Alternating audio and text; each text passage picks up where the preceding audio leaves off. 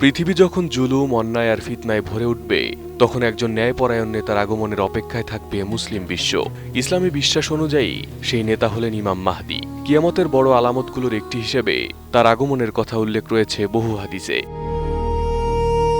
হাদিসে উল্লেখ আছে, মহানবী হযরত মুহাম্মদ সাল্লাল্লাহু আলাইহি ওয়াসাল্লাম বলেছেন, পৃথিবীতে যদি মাত্র একদিনও অবশিষ্ট থাকে, আল্লাহ সেই দিনকে দীর্ঘ করবেন। যতক্ষণ না তার বংশধরদের মধ্য থেকে একজন ব্যক্তি আবির্ভূত হন, তার নাম হবে মুহাম্মদ, এবং তিনি পৃথিবীকে ন্যায় বিচারে পূর্ণ করবেন। যেমনটি আগে জুলুম ও অবিচারে ভরে গিয়েছিল, তিনি হবেন হযরত ফাতিমা রাদিয়াল্লাহু আনহার বংশধর। বসুন্ধরা টিস্যু, অশুদ্ধতার বিরুদ্ধে এক বিন্দুও ছাড় নয়। হাদিসে ইমাম মাহদীর আগমনের নির্দিষ্ট কোনো সময় বা সাল উল্লেখ করা হয়নি, তবে তার আগমনের আগে কিছু আলামতের কথা বলা হয়েছে। পৃথিবীতে অশান্তি ছড়িয়ে পড়বে, মুসলিমদের মধ্যে বিভক্তি দেখা দেবে, যুদ্ধ ও রক্তপাত বেড়ে যাবে, এবং মানুষ একজন ন্যায়পরায়ণ নেতার জন্য অপেক্ষা করবে। এমন পরিস্থিতিতে তিনি আত্মপ্রকাশ করবেন।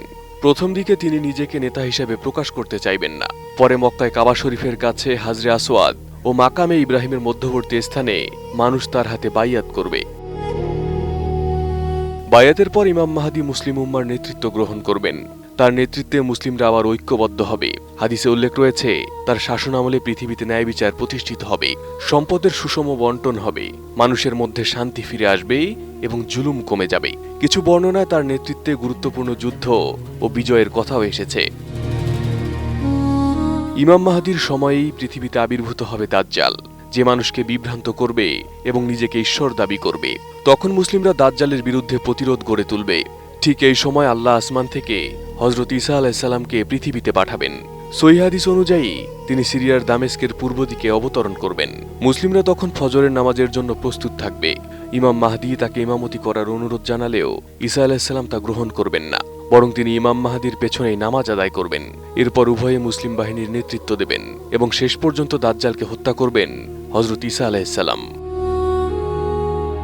এরপর পৃথিবীতে কিছু সময় শান্তি ও ন্যায় বিচার প্রতিষ্ঠিত হবে।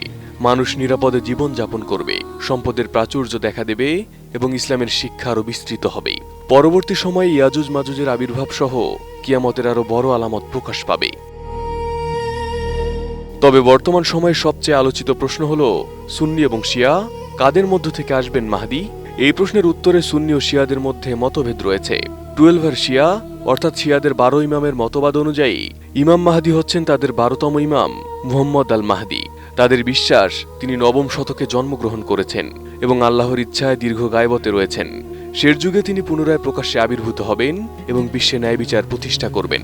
ইরানের রাষ্ট্রধর্মও এই বিশ্বাসের উপর প্রতিষ্ঠিত। অন্যদিকে সুন্নি মুসলিমে বিশ্বাস করা হয় ইমাম মাহদী এখনো প্রকাশিত হননি, তিনি কিয়ামতের আগে আবির্ভূত হবেন। তিনি অবশ্যই মহানবী সাল্লাল্লাহু আলাইহি ওয়াসাল্লামের বংশধর এবং হযরত ফাতিমা রাদিয়াল্লাহু আনহার সন্তানদের মধ্য থেকেই হবেন। তবে তিনি যে বর্তমানে গায়বতে আছেন, এই বিশ্বাস সুন্নি আকীদার অংশ নয়।